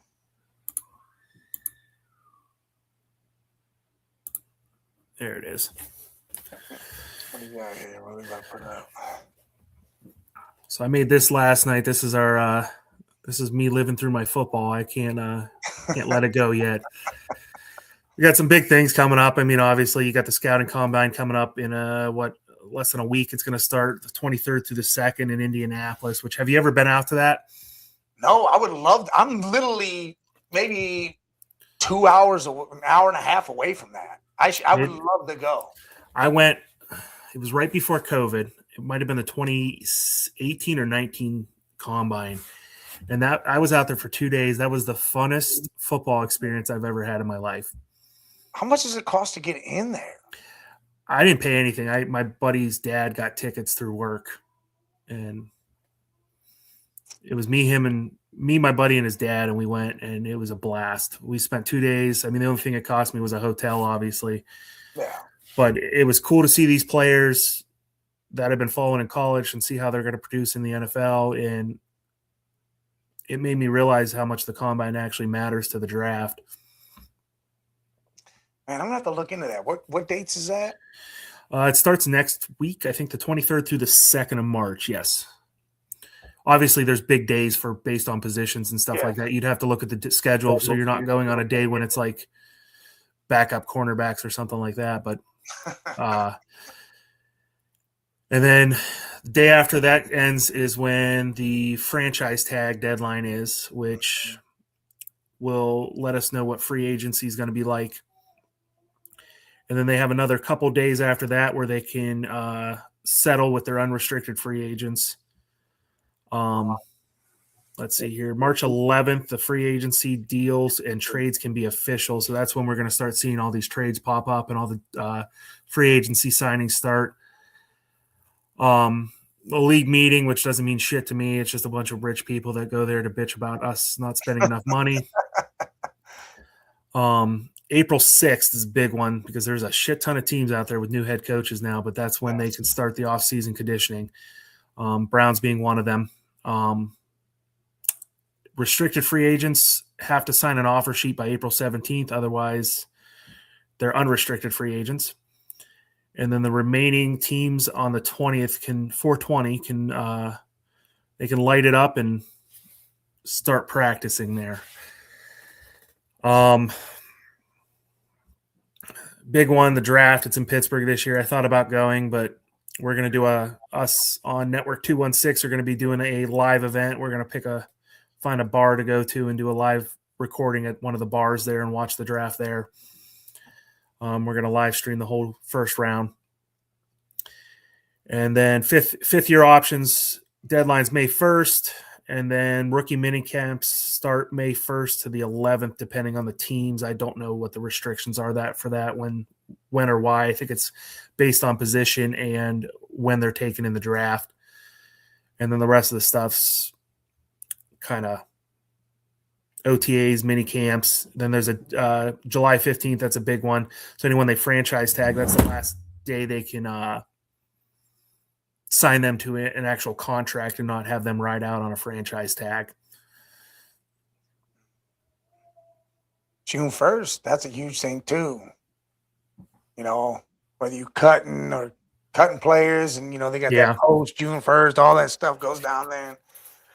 But yeah, the draft thing, depending on where you guys go and how that works out, I work Friday through Sunday. So Thursday I could possibly be around somewhere or be somewhere and maybe show up. I don't know. Yeah, I'll let you know where it's at. They did their last live event at 3 Spot there in North Royalton, just outside of Strongsville. I think I know where that's at. And it's right off of 82 right there. Oh shit, then I know exactly where it's at. Me and Brian and Fatty were talking about doing a couple lunches before the draft where we get together at different bars to see the environment and talk with the people running the places to see where would be the best place to actually do the live at. I don't see us not ending up anywhere but 3 Spot again because it was a good experience for them the first time around. Plus, it's right by my work, so I go there a lot. Their food's good, cold beers. That's all I can ask for. Trying to think of a good spot. Yeah. And of course, anywhere we end up going with that, it's good for them. They live up in the Cleveland area. I'm Southeast Akron, so I got a haul no matter where we pick. Yeah, you got a whole bunch of places. I mean, there's a place in Northfield that I know they got a whole room where they usually put bands. Is that the tavern? Tavern in Northfield. I think it's in an old golf course. I might be thinking of something else. You talking about the Hideaway? No, I can't. It's something tavern. I know what you're talking about. It's down there by a golf course, I think, but that's not Northfield. Yeah, it had a Northfield address. That's the only reason I said Northfield. Oh, really? Yeah, I don't know anything by a golf course. The only golf course in Northfield's over in Macedonia, actually. There's no bar over there. I'll remember it as soon as we get off this air, and it'll pop in my head, and I'll text it to you. Because I'm trying to think of what the name of the bar. There used to be a couple bars right there, and I can't even think of it right now. It's crazy. I used to go to them all the time, and I don't really drink all that much anymore. I might go out and have a couple bourbons, then that's it. I don't continue to drink. I tried to get him to go to my my local watering hole here. My buddy owns a bar here in town. It's called Roma's, and I was trying to get him to go to that one, but it's 4.5 minutes from my house, and it'd be like an hour and 15 for them. So yeah. And there's got to be a couple places right there in Stowe too that probably ain't too bad. Stowe, Northfield, Medina area. At Northfield, dude, they used to have. They do got a bar. I can't think of the name of it. Literally, there's a back room. They have a band. They got a bunch of tables. They have a stage and shit where things can go on. I mean, it's set up for that type of thing. They do different events back there. It is set up for something like that. And I'm pretty sure the owner would be all for it. People would be all for it. Especially if we're pushing out the advertisement, come on down and stuff like that. Oh yeah, they'd be on it. I mean, because I've done my podcast from there before when I just was up visiting because my kids are up there, so I go do that. Well, yeah, Middletown isn't where it's at, Sean. This is not where. There's not a good bar that I would say we do it from. I mean, I used to be all for the draft, but even there it'd be crazy. I want to open my own damn sports bar, to be honest. You should have seen my hometown was Mecca Township, Ohio. It was right by Mosquito Lake. We had like 700 people that lived in the town. There wasn't we didn't have a stoplight. Yeah. We had like 7 stop signs, a fire department, a grocery store that wasn't even really a grocery store. It was more like a off-brand Dollar General, and 7 bars. Listen, that's how Northfield was. Northfield has a half mile. Now you got a casino, a strip club, a porn store, like 5, 6 bars. I mean, it's absolutely insane up there now. I was even going to say the casino, but they do a big draft party, so it wouldn't be able to happen up there. There's a lot of, I've looked into stuff like that, and I got buddies that work for the Gaming Commission for the state of Ohio, and the stipulations for doing live shows of that nature inside there, you have to follow their shit to a T, otherwise they'll cut you off. Ah, man, yeah, that's something. But I'm sure there's somewhere where you guys can get it down. I mean, again, if we got plenty of time. I would definitely join up. I even thought about maybe going to Pittsburgh for the damn draft because I wanted to be up there in Cleveland. I was down here when that happened. And I almost went to KC the other year. I might end up in Pittsburgh still. Just depends. I got a lot going on. I got a bachelor trip coming up in March to down to North Carolina, and then my brother-in-law and sister, future brother-in-law, are getting married in May, so we got a big trip up to Cleveland for 2 or 3 days for that, and I'm just trying not to piss the wife off and be away from home for so long, so much. Oh, man. But, hey, listen, there's going to be a lot of things going on, a lot of stuff coming up with football, with all sports. But so you're a Cavs fan, correct? Yes. How do you feel about the James Harden move? I love it. So do I. I don't know why people are hating on this so much. I love it. So I had the kids in Disney World when that trade went down. I was standing in line with my kid for one of the rides, and of course we're next to go on, and fucking Mickey Mouse walks by. So my kid had to run out of line to see Mickey. So we lost our place in line, and then the dude walking around with him, they got all the, like, an employee walks around with the character to make sure you don't beat up Mickey Mouse or nothing, I guess. But he looked at me, and I had a Browns hat on. And he goes, Cleveland fan? And I'm like, yeah. He goes, what do you think about the James Harden trade? And I'm like, what are you talking about? Like, ESPN hasn't even announced it yet. My phone didn't go off. None of the group chats were going off. There was nothing posted. I'm like, what are you talking about? In mid-conversation, my phone dings like 9 times, and it's all about James Harden coming to Cleveland. Yeah. I'm like, how did you know? I was that sleeper app hit first before anything. Well, then again, It was they're insane. they're ESPN employees technically because it's owned by Disney, so maybe they have something that pops out Oh, first. They might get it first. Yeah, they might have the heads But up. I was like, you got to be kidding me. And then my kid's crying. He's 3 years old because he wants to get in line for the teacups again. And I'm trying to read my – I'm like, what did we give up? What happened? I'm like, buddy, we spent a lot of money to be here, but something more important just happened. Give me a minute. The Cavs just spent a lot of money too. We got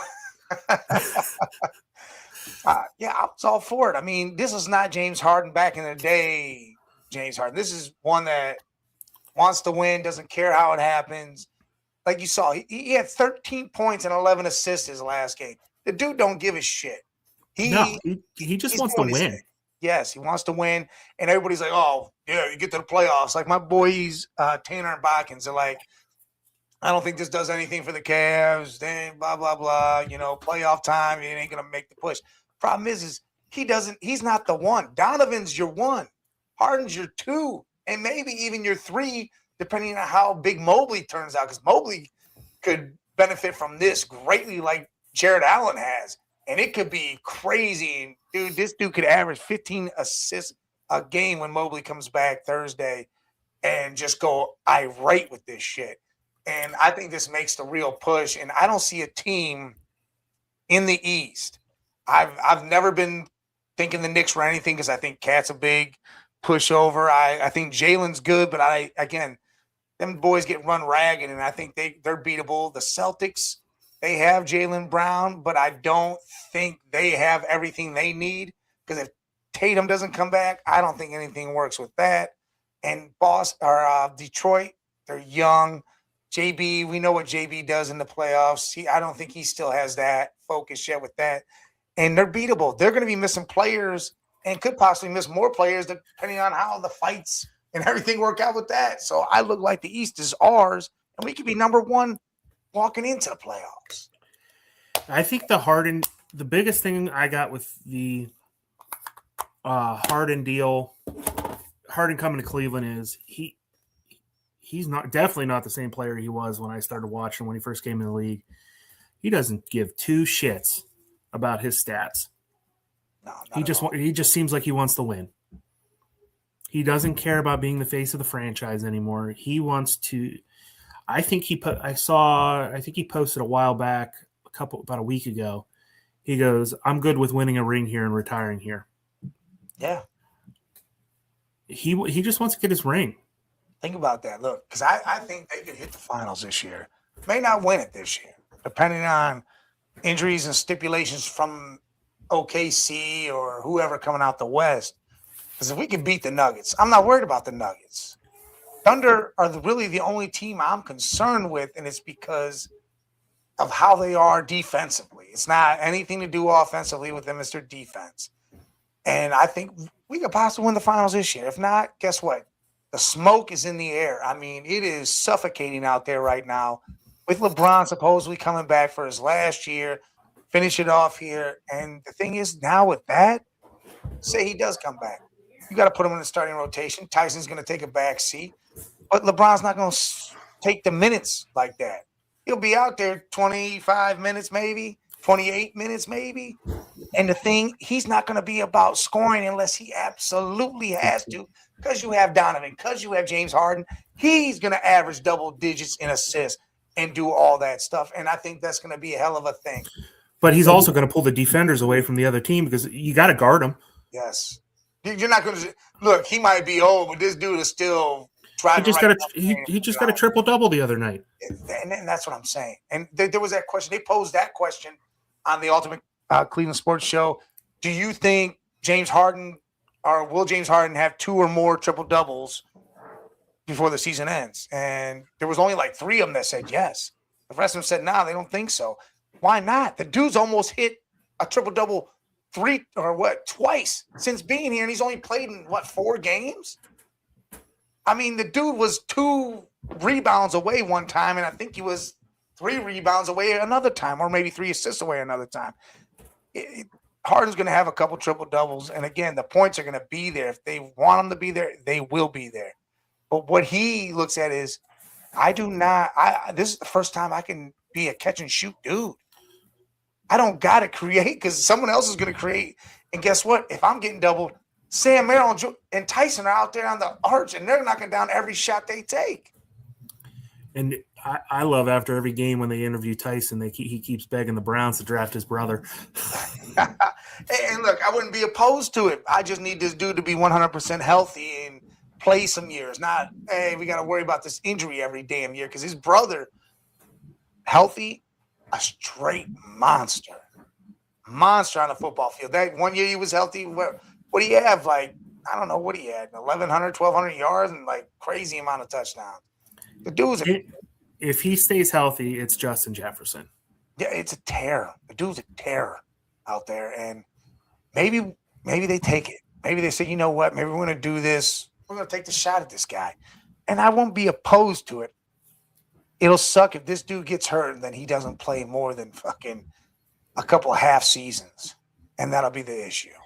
That's my biggest fear. I mean, the sixth overall pick, that's a high pick to take a risk because you take a risk on a player that might not last, might not produce. I'm not saying he can't. I'm not saying he can't produce. I'm saying if he gets hurt, he won't produce. Yes, the risk is greater than the reward right now. Yes, because we could trade that 6th pick and potentially get 2 more first. If we finesse the right team and we got a team that's, what are they allowed to give up now? 5 first rounders? Yeah, if that goes through, did that go through? I think it did. They were talking about, go 5 years into the future type shit. Yeah. Because can you imagine if we got 3 first rounders out of the 6th pick? That's going to be rough. It depends on who the team is. Yeah. You get a team that has a stack of first rounders sitting there, or they have other. You know who you can do it to? Jerry Jones, man. You could finesse that dude. Give me your 2 this year and 1 next year. You could have fucking Caleb Downs at 6. With that being said, I know we jumped back. I know we jumped back to football off the basketball train real quick, but this is a big debate amongst my friends group because everyone says I'm retarded for agreeing with this. But so you get 5, you could potentially go 5 first round picks now. Okay. So if someone said, let's say 4, we'll give you 4 first rounders and a player, depending on the team, a decent player for Myles Garrett.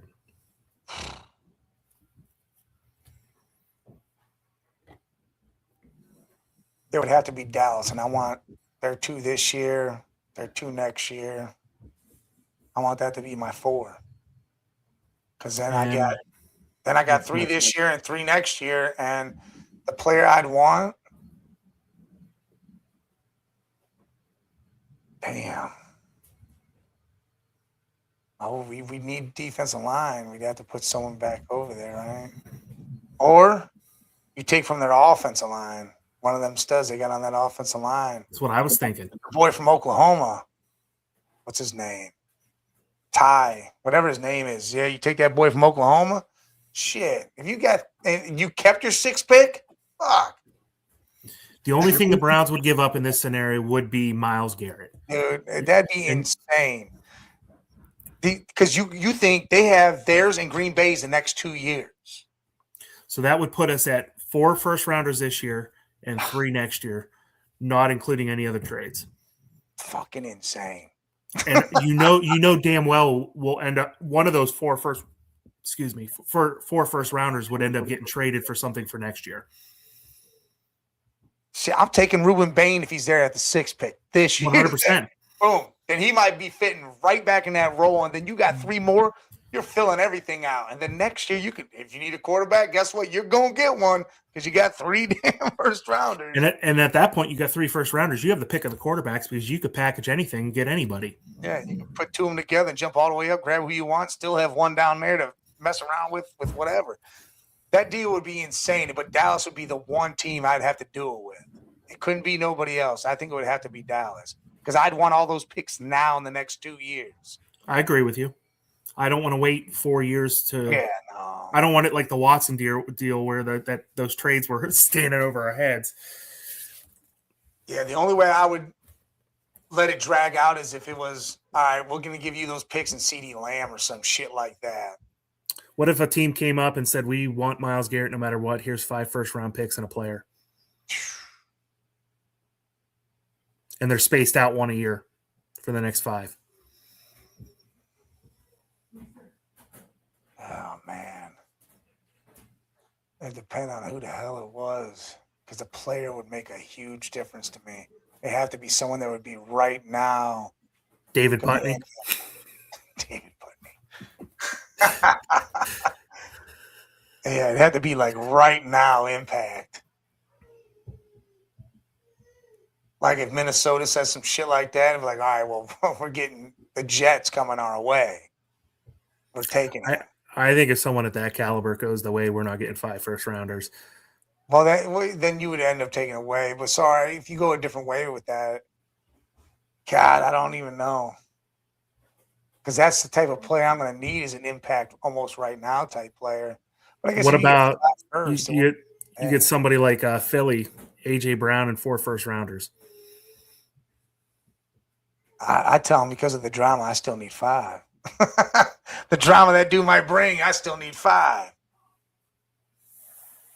God, yeah, but no, there ain't no. If a team comes, I don't think the Browns are going to do it anyways because they already look stupid for the shit they've done. But no, I know, but it's just something. Dude, I'd be all for it with the Dallas shit. I'd be all for getting their 2 picks the next 2 years and us having 4 and 3. 2 years you got to think.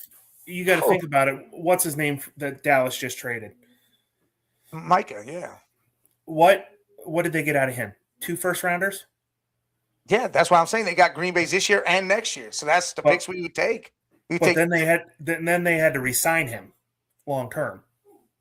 Yeah, Green Bay did. Yeah, Myles is already on a deal, yeah, so they don't have. You got him for 4 years guaranteed. You can extend it if you want. Yeah, dude, I'd do the Dallas deal. I would too. All them picks would be right there, right now. You could revamp that whole offense. The only problem you give Dallas Myles Garrett, and those picks probably won't be too high. No, what do you mean? They're going to be high because guess what? I don't think Dallas does shit anyways. Because you got to think George Pickens, they're franchise tagging him, but he's going to want some money. So Lamb or him are going to be gone the following year. They don't have no damn run game. Ferguson is a hit or miss at tight end. Dak, if he gets hurt, the team sucks. That's the end of it. Done, trash. So, I mean, they had one of the best secondaries, and they still couldn't do shit with Micah. So our picks might be 15 to 20. I'm good with that. Players. And then Green Bay's are probably going to be later on, in the 20s. But still, again, like you said, we could package him, or we're still going to have our own picks. And hopefully they're better. But again, after this year, if we get whatever we do this year, it might be lower. It might be the point to where it's, down further. And I'm okay with that. But yeah, that'd be the only way I'm doing that is if it's Dallas. But yeah, I mean, when he started that shit last offseason, all this, fuck out of here, blah, blah, blah. Dude, I was ready. Like, all right, dude, you know what? Someone's telling me what they're going to give. And I'd have done that deal in a heartbeat if Dallas was trading Micah and they came right to us. We got all these fucking picks. He would have been fucking out of here. When he started that shit and then they signed him, and then I'm like, okay, here, I'm not comparing Myles Garrett to Deshaun Watson, the contract. Yeah. I'm like, so we're bitching about this long-term contract that we're stuck in. Now we just did another one. Yeah. And then we wonder why we have no money. And like I said, that thing I sent you shows how you restructure Watson's and Denzel's. And you're going to have to resend that to me because I just checked. I didn't get it. Really? Where? God, because this was something. What did I send it on then? Oh, crap. No, it says sent. What did you send it on? Instagram. That's you, right? Slash Sports Talk. Yeah. That's not you, is it? Let me see. Yeah, that's you.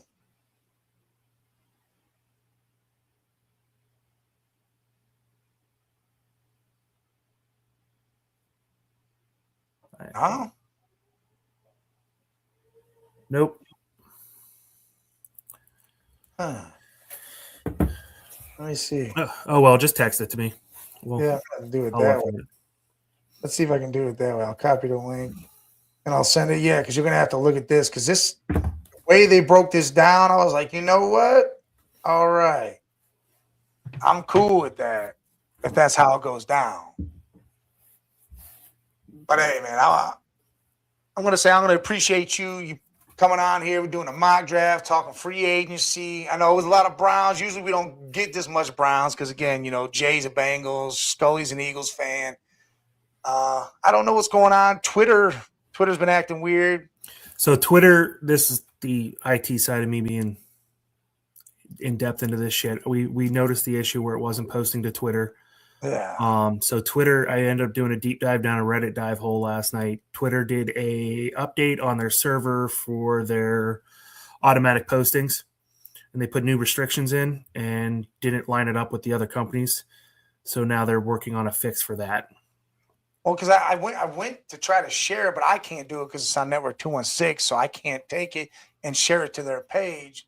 So I know there was some followers there that we didn't get unless you click on the live button or whatever. That's the only way you got it. If you clicked on the logo or hit the live. You have to click it. It shows that we're live, but it's not making the automatic post anymore. Yeah, it's not really I think it's called the API feature on that. Yeah. Hopefully we submitted a ticket with StreamYard yesterday, so hopefully that gets resolved here shortly. Honestly, when I first came on here, it said something about it. It said Twitter this, if you're gonna do that, that's how you got to do it. But unless when it's posted to like my own, I would have been able to do that. But since it was to Network 216s, I couldn't. Because I think I posted it on my Twitter because I was not logged into the network's Twitter because it is running. Let's see here, profile. Yeah, I'm running a repost of yours on my Twitter right now. So, I mean, it must be because there's some people watching off Network 216s. There's 2 off yours, a couple off some others.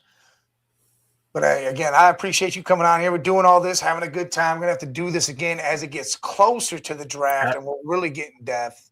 And with the other 2 guys, they'll probably join us that time, and then we can really talk about all the teams, see where they're at with that, and maybe we can do a special joint operations later in the evening. That way I don't have to take a day off work.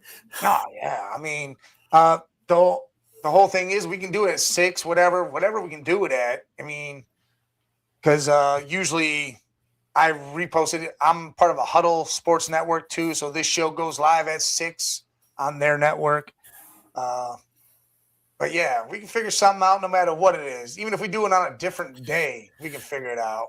And get it going. I got 2 little kids, so my schedule, I don't do much. I don't get out of the house much, so I'm pretty open. Yeah, I feel that my daughter's turning 16, my son's turning 22. So I got 3 other boys my old lady's got, and the youngest is 12. So I'm 3 and 6 months. So, oh man, you were just starting this. Yeah, this is fun times for you. I wanted 1 kid. My wife wants 4. We're at 2, so it looks like we're going towards that 4 mark. It looks like you're aiming up. You're aiming up there. So, but yeah. It's a great time, always doing this stuff, especially talking to you. We converse, we text, talk through all that. Network 216 is starting to do big things. Always appreciate them and Fatty and all them and what they've done.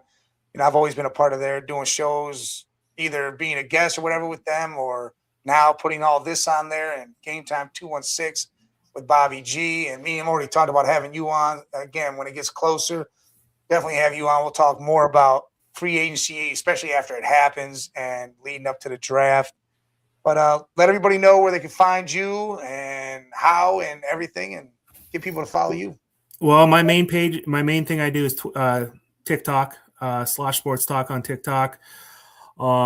It's mainly Cleveland sports, but I do any major breaking news. I don't go live on it too often, and I don't do actual videos. It's a lot more just informational posts for all the sporting events going on, and I try to get stuff out there relatively quickly once it breaks. Twitter, I'm trying to build that up. Just started, got that blue check mark now, so we're going that route, building my followers. I am on Instagram and Facebook also. Everything's Slosh Sports Talk except Twitter. Somebody stole that from me, and I am Sloshed HQ on Twitter. But TikTok and Twitter are my main two that I'm posting on all the time. I don't think I've posted one thing in about 2 months on Facebook. That one's kind of dying on me. I'm not a big Meta fan, so. I feel it. I mean, we're hitting 1,000 followers now on there. So we got a group on there. But again, we usually have a couple shows. We got an open mic show that goes on there, a Philly show that goes on. We got a lot of things that we do over here. It gets insane. And when my son jumps in, eventually, because he's moving down here, that whole situation will get crazy. There'll be a lot of UFC and boxing stuff going on too, because I'm big into boxing. I can't wait for Saturday. I want to see Ryan Garcia beat up Barrios, but we'll see if that even happens. But again, if you got anything else to say, go ahead and spew it out. If not, hey. Thanks for having me on. This was a great time. Enjoyed talking NFL draft. That's my big thing. That's always been my thing for about a decade now. I love the draft. That's my favorite time of year. Nice. Me and my brother runs it, but we do there's about 25 of us in it. You predict where each player is going at each pick. Yeah. And you get points based on if the person goes at the right pick, if they go to the right team. If the team drafts, you get semi points. If the team drafts the same position but not the player you picked, it took us about a year to get the point spread right. But we all put money in. It's $25, winner take all. Whoever has the most points at the end of the first round of the draft. That's a big that we love doing that. I mean, hell yeah. My family's been big in the draft. I take the draft off every year. There you go.